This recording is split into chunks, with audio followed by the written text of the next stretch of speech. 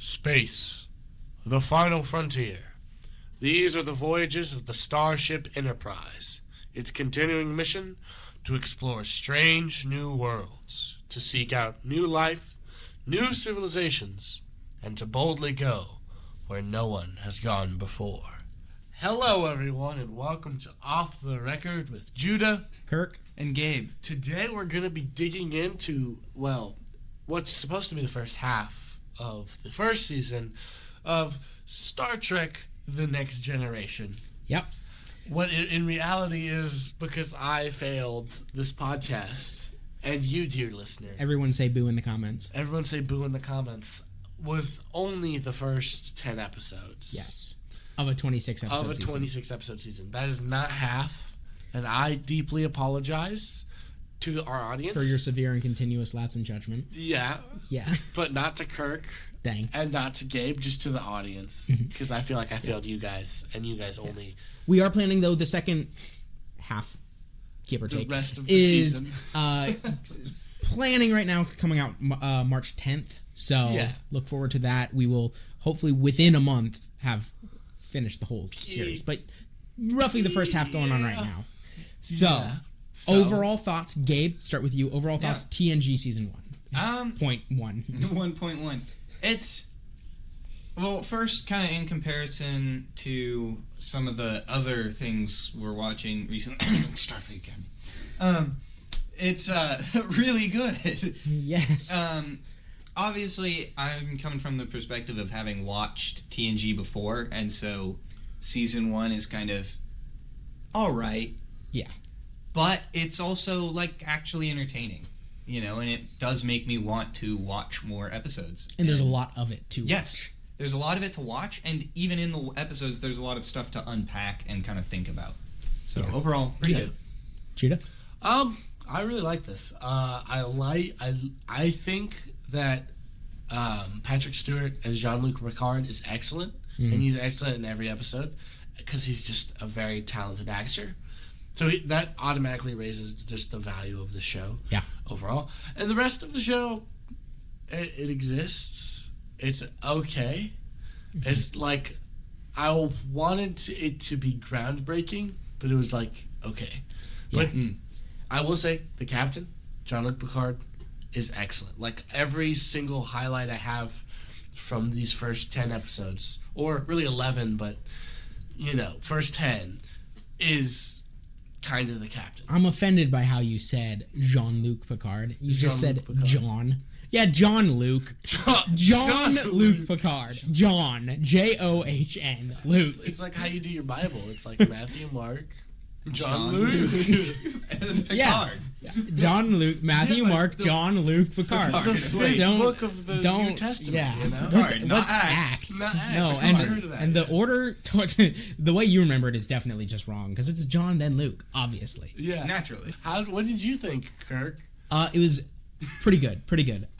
This, again, same as Gabe, I've seen this like 10 times. So, actually, I was watching, the only reason that I actually did watch most of the season in time is because I was watching at like 3 times speed, because I have seen it so often that I can pick up on everything and truly enjoy it at 3 times speed, including, I watched like half of episode 3 down in my kitchen with just some headphones in, and I was visualizing every single scene as it was coming up. Visualizing everything?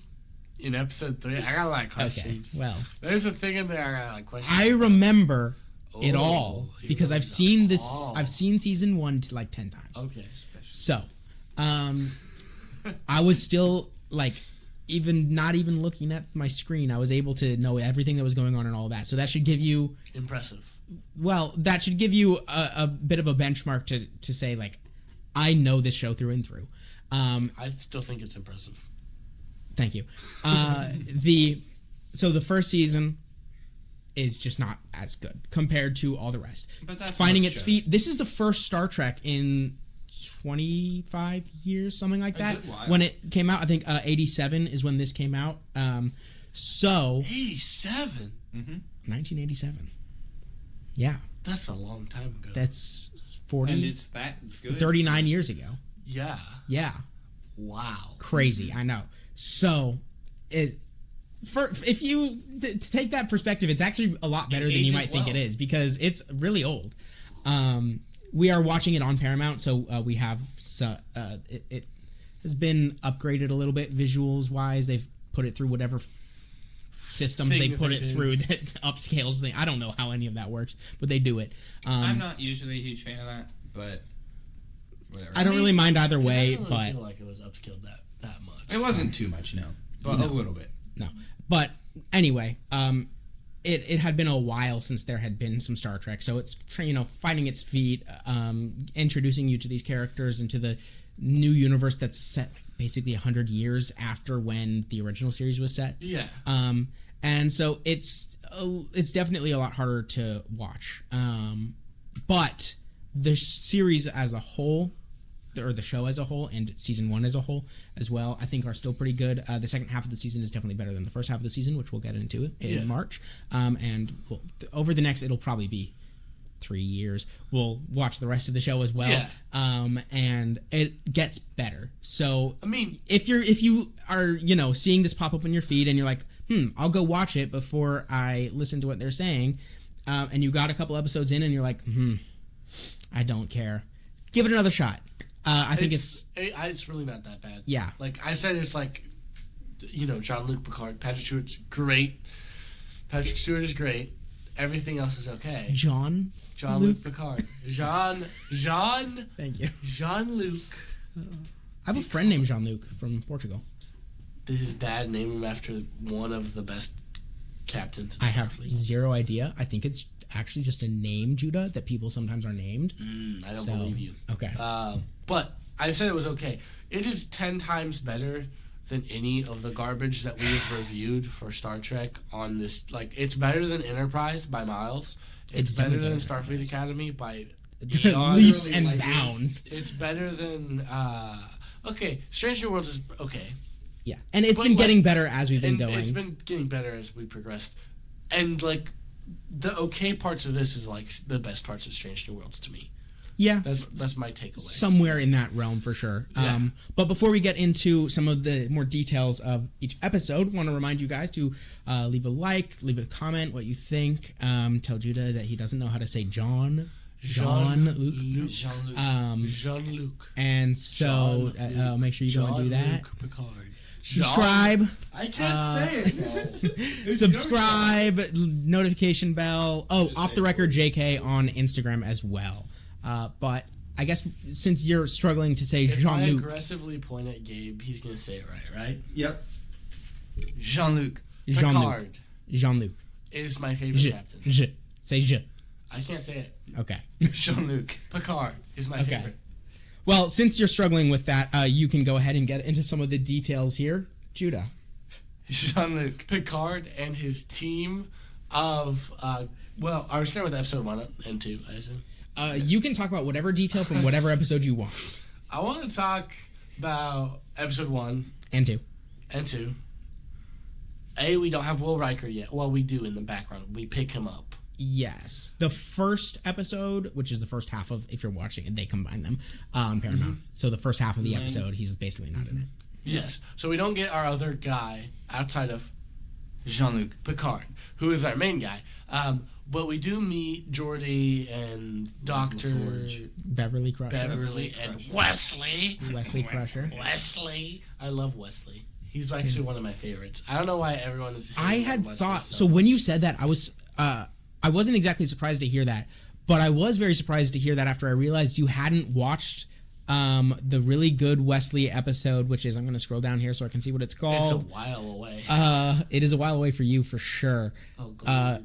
Let's see. Coming of Age, episode 19. I thought that you had watched that and said, "Oh, I like Wesley," right? Yeah. Because that's a good Wesley episode, and I can understand why you would like Wesley from that. But no, you're talking from the first 10 episodes. That's kind of crazy to me. Yeah, I like Wesley. I like his mom too. She's hot. Objectively. Well, she'll have sex with a ghost later, so. Well, yeah, that's gonna be uncomfortable. But so is the other person that's hot. Jean-Luc Picard. Yeah, he's also very attractive. Especially for back in the 80s, dude. Jon Stewart could get it. Like, I'm not even joking. Who? Patrick. Patrick Stewart. Jean Stewart, yeah. So, Q shows up. Boo. He is not attractive. Nope. No. Geordi, I like Geordi, LaForge. but he's not attractive. Okay, why do you have to rate everyone's attractiveness? Because I feel like this show is really horny. Oh, that's true, actually. What, in just these 10 episodes, in just these 10 episodes, Encounter at Farpoint 1 and 2, very much so. The Naked Now? Oh my gosh. Justice, episode 8 a little less, was insane. if I recall. So, as we move on. I hope so. In the early part. Well, It's like I gotta rate everyone. in episode 10, actually, as well, is the other Q episode, which sucks as well. It's great. also... I mean, later on, as in after. If you remember the this, Klingon women. I mean, like later on, like not what we're covering today. Oh, I like the robot guy. That lady, the security lady. Yar. You're gonna be sad. I'm gonna be sad because she's not making it. I bet the Chancellor can't get it. The Chancellor does not get it. I don't understand. Who? Why she's in the show? The Chancellor. The counselor, you mean? The Do you mean the counselor? Guys, it's okay. Judah's only on all of the drugs, okay? All 5. I genuinely thought that she was the Chancellor. No, she's Chancellor of what? Starfleet Academy? Counselor. Emotions? She's the ship counselor, and she's a beta zen. She's useless. She's a beta. She continues to be useless because her she's her like, what is ability going on with her? her ability is she's empath. half. She's an empath. Oh, the Klingon Worf. Worf is great. I love Worf. Worf is great. He can also get it. Well, in episode 10. Whoa. No. Anyway, that's my Deanna Troi is an empath. Deanna. They literally say Deanna. Anyway. Deanna.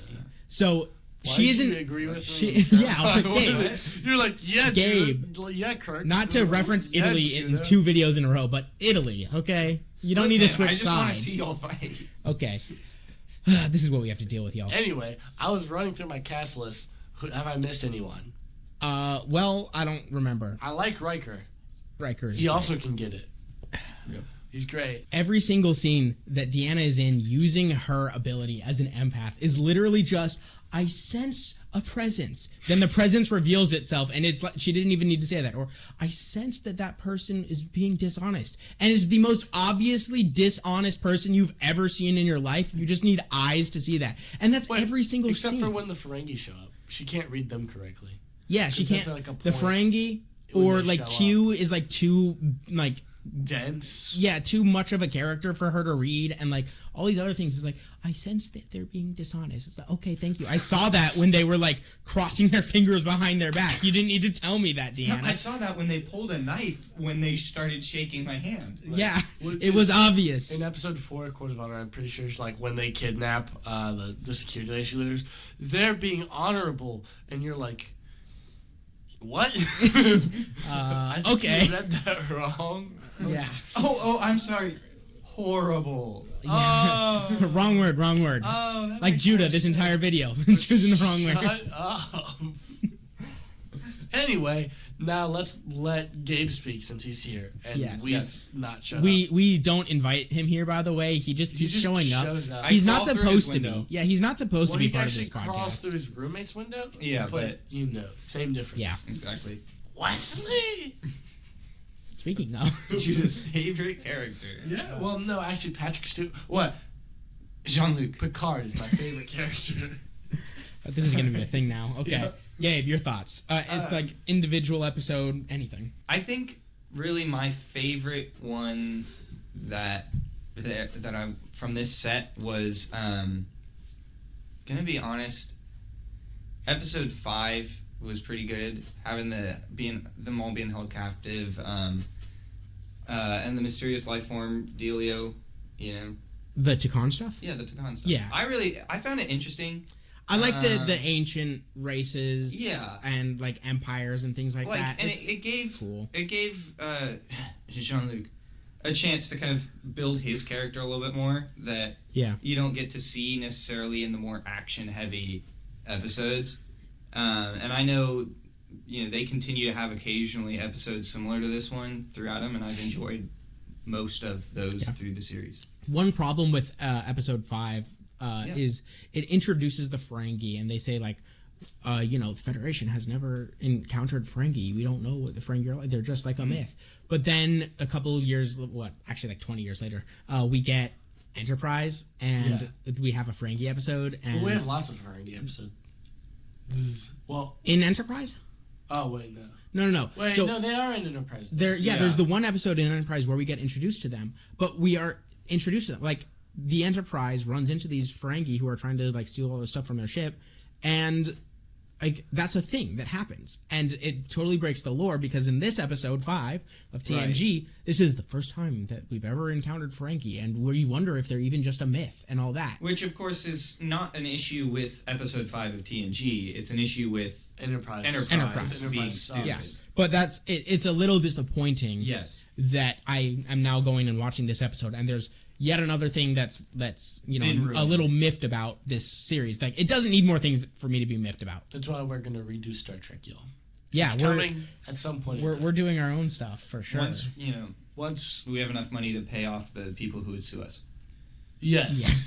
Yeah. Which will be in a while. So if y'all can help us with that by subscribing. Yeah, we'd appreciate that. Hit that notification bell, leave a comment down below. We've already gone over this, but do it again. Yeah. Please. Hold on. No, because that'll cancel it out. Don't do the subscribe thing. Don't do it again. But leave a comment again. If you haven't done it, leave a dislike. Or a like. Show some love. Maybe. You can do either. I love that you led with dislike. I mean, if they made it this far and they're listening to me, then you're impressive, and you have the right to dislike this video. That's true. Any of us, actually. For any of us, yeah. I guess for me, my favorite episode of all of this is going to be episode 6, where no one has gone before. This is where we get introduced to the Traveler, and he will be a recurring character. I like him. And this is a massive start to where Wesley will... Yeah, where he will eventually end up, and that's continued in Picard a little bit. Really? I haven't seen Picard. We will get to Picard. We will very much get to Picard. Because it's more Patrick Stewart. And technically, he's sexy. He's Picard. Jean-Luc Picard. In Picard, we also retroactively tie together what the Traveler is with an organization that was in the original series, which none of us, I believe, have seen. I've seen some of it. I've seen bits and pieces as well, yeah. So we will also be going through that eventually, but those things will get tied together, and it actually makes it better. Unlike where episode 5, something that came later made it worse. Can I episode 6, something that came later made it better. Can I ask about something? Sure. Okay, so in episode 3, when they're all drunk and really aggressive, Data gets assaulted. No, he does. I think he might be doing. I think he might be doing. Well, yeah, but she wanted it done. But she was drunk. To Yar, and he wasn't. Can I ask about that? Yeah, he sexually assaulted robot? her. Yes. But he's a robot. He literally says that he's fully functional. He's an android. He's an android. He explains in the episode that he's fully functional. I know, but it still bothers me. Yar asks him if he's fully functional, and he says yes. So yeah, but it bothers me. Yeah. Well, what bothers me don't think about it that much. is the sexual assault, not the fact that the robot has a. Well, see, but that's gonna happen in Star Trek, so that's not gonna bother me. Okay. But it bothers me because he's an android, and why would we do that? Why would we build our androids like that? Because talk to Roddenberry. Yeah. I want to. I genuinely want to have a conversation with that guy because that guy's really sick in the head. Yes. Objectively. Everybody who makes any good sci-fi or universe or anything like that is probably quite sick in the head. So. Like George Lucas. Yes. Yeah, because he really likes Twi'leks. Anyway, back to uncomfortably. Back to the Next Generation. Episode 6, I also really enjoy. One of the ways that I liked episode 5 was the Ancient Empire thing. This is the Faraway Galaxy thing. That's also really interesting. And not only Faraway Galaxy, but to the edge of the universe, what they say is 10 million light years, which is Not even close. Not even close to the end of the universe. That's like next door. That's not the end of the universe where the laws of reality break down. Reminder, this was 1987. I'm pretty sure we knew it better in 1987, but research and actually looking things up was not as good. That is to be fair. But can I ask about another thing? Regardless, the whole idea though of like your thoughts are influencing the reality around you at the edge of the universe. That was kind of cool. It was weird because some people's thoughts were objectively stronger than other people's thoughts. Oh my gosh! Because like when Jean-Luc Picard like he opens the elevator and it's like empty space, he almost dies. It's like, well, of course he can think that powerfully, but then other people would just like dancing. It's like dancing. It's like, how is that equivalent? Like, how is that dangerous? I don't know. One thing though that I'm remembering now, viewers who may have seen Picard season 3, I think. Not us. Yeah, so I'm not talking. I hit my microphone. Shut up. I'm not talking to these two posers, but to the viewer who may have seen season 3 of Star Trek Picard, the scene with his mother in the corridor and him like wanting to talk to her hits so much harder now, and is genuinely the saddest thing in the world. These two don't know what I'm talking about, but it's horrible. It is so horrible. Jean-Luc, Picard has mommy issues. Oh, you're gonna regret saying that. Yeah, I probably will. But I have a question. What? So the Ferengi, this is supposed to be our first encounter with them. Yes. So like, why are they doing that? Doing what? Why are they being Jews? Why are they like... Ask Roddenberry. I can't. He's dead. And also... the Jews are known for their ability to contact the dead, as seen in what book of the Bible? Samuel. Yeah, Samuel. Soul raises. So, I mean... Samuel. Well, yeah, but there's no Ferengi. In the Bible? No, obviously. But no, in real life. Yeah, no, but we're saying you could raise, theoretically, Gene Roddenberry if you found it. Yeah, Jew. that's what I was trying to say. They're like, I could go to New York and find 10. Well, there you go. At least. I don't know how many. That's not what I was trying to say. Okay. But like you know what I mean? Like they're just like, is that just like how they are? Yes. Okay, so is there like a bit of a not lore, but like a background knowledge of what Star Trek is supposed to be. As they were creating the original series, every different species, and this is one of my problems, especially with some of the newer Star Trek, and especially with Starfleet Academy, is every species is supposed to be a different aspect of humanity. Yeah. So humans are just human, okay, easy. So the Vulcans Ferengi are supposed to be... green. Yeah. Vulcans are supposed to be the logical side of humanity. The Klingons are supposed to be the manly, violent war side of humanity. Romulans are supposed to be the deception, the stealth, and the lies side. And the Ferengi is greed. Yeah. Yep. Right? Now, of course, when people make jokes stereotypes. about greed and the Ferengi, one specific ancient tribe is brought up more often than not. But we apologize. yes, or I apologize. Just messing. But everyone here the idea of the Ferengi is that kind of greedy side of humanity and all of humanity, right? And that's actually one of my problems with Starfleet Academy is that it's slightly resolved, but still not perfectly. People, then, in Starfleet Academy?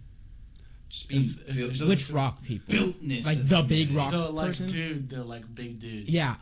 Well, that's a Prodigy reference. That was a character a species created in Star Trek Prodigy, which is a recent Star Trek show. Was like the species not an original created or like for the show? Or like the species. In the species was created for the show for Prodigy. Yeah, so it's not an original. Don't follow the same. Yes.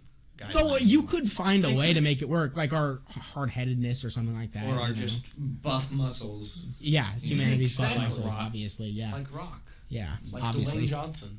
But that's one of the problems with a lot of recent Star Trek is completely ignoring that. They've And then you forgotten can't the tell a purpose good of- story. Like, that's supposed to tell a good story. What happens when the Vulcan logical side comes in contact with the Klingon, war side. And it's like, you tell stories about that, and it's supposed to be a reflection of us. And that's why you've got the Federation is the unifying group, is because the humans are the balance part. Well, It's humans basically are saying- literally all of them combined. And it's basically saying, like, the correct way to go about it and go about life, almost, is to find the balance between all of these parts. Kind of like Ecclesiastes. Yeah. Time and a place for everything. Yeah. 2 questions. Good. Yes. I want to talk about the race of people that shows up in episode 4, Code of Honor, because I like that episode. That might be my favorite episode of this entire bunch. But like the African Eastern inspired people, do they show up again? That'd be a deep cut, but I don't think so. Okay, because I liked them, and I thought it was kind of cool, their weird culture, and it was very ancient history. And then we touched on it briefly. Prehistoric Empire. Tkon. Explanation. Oh yeah, I mean, basically what we have from that episode is simply that they did previously exist. They were spread out all across maybe 50% more than what Federation space at that point was. And they had the technology, I believe they said in the episode, to literally move the stars around, right? So this ancient, powerful empire. Now, to tell you a little more about that would be to get in serious weeds of ancient history of the Star Trek universe. I'm down. That is for not this video, but at some point in time, I want to know. It is insane. We might have to do a dedicated video on just ancient Star Trek lore, but there were many of these ancient species, including the Progenitors, which we did watch the single episode about them. Oh my gosh, I hate the Progenitors. And that comes back in Discovery in all the worst ways. Great. And we get the final season, I believe, season 5. We get, there's all these different ones. There's different wars between them. In Picard, actually, we kind of see some more of ancient Romulan history and beliefs about why they're very anti-AI and robots, and that's kind of to do with some of this ancient stuff. There were all these, especially in Star Trek Online, you also learn a lot more about these different species and their wars amongst each other and how they literally shaped the galaxy in a lot of ways. It is a lot of detail to go into, but essentially the Tkon are one of the powers. And we get, I think, at least one more ancient species as well in TNG that they have these. It might have been the Tkon. I don't think it was. They had these portals that they just created doors essentially from between planets using portals. Stargates. Yeah, basically. And one episode is kind of dedicated to trying to find this one specific planet that was a central hub, and you can go down to this planet and you can see all these different planets all across the galaxy, and just walk through the door and you're there, right? Yeah. And that also has to do with a lot of Jean-Luc Picard is very archaeologically driven person. Yeah, right. And historically minded. Which is why you get the. Yes, my favorite. And so we actually get a lot more into that going into the future. So I don't want to dig too much into that because we even talk about it in future seasons. Yeah. So for my context, in my understanding of sci-fi and things, there are 2 things that come to mind when I think precursor alien species. Yeah. Which is the precursors from Mass Effect, where they came before, they got wiped out, and now we're here. Yeah. And then the Forerunners in Halo. And the Forerunners, spoiler for Kirk slightly. Yeah, we're currently going through Halo. Yeah. They show back up. They're not gone. Yeah. They're not. They're there. So is it like that where they're completely wiped out and then now we're now? Or is it the Tkon are more okay here now? For the Tkon, they're gone. Yeah. They, as we saw in episode 5, there was that one hologram guy that was still guarding the planet. There's some of their technology is still around, things like that. But they are gone. They're not the precursors, really. The Progenitors are. They are gone, but one kind of half exception that is again Discovery. It's weird. It doesn't make. They're basically gone, though. But they're gone. So a lot of this. There are some though that aren't gone. There are some ancient species that do actually show a little bit, but they're not the precursors. And the precursors are not. Yeah, Progenitors are for all intents and purposes are gone. And they're the ones who literally founded most of the aliens that you see. All of the humanoid aliens in Star Trek are all based on this one species, and that species is gone. So okay, well, thanks for that. That was really deep nerd lore. Any further touching points on these first 10 episodes, Gabe? I don't think so. No. I mean, pretty good. Go watch them. Watch the rest of the season. Yeah. Watch this video. Watch other videos. Watch other videos. On Watch Star this Trek. video. We say 30 minutes into this video. Yeah, you should watch. You Watch it should again. be watching Give us this more video. time. Yeah. You should really watch this. This is great. No, I'm getting.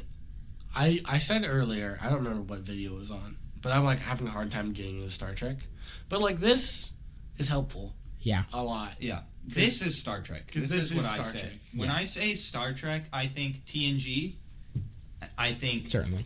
then probably Deep Space Nine, and then probably the original series. And that's just because I haven't seen much of the original series. What I've seen of the original series. I've loved the little. If you remember earlier, I said that I have watched TNG about 10 times over. Mhm. I've watched Voyager at least 15 and times Voyager. over. You like Janeway? Voyager is the She's kinda greatest hot. show in the history of the universe.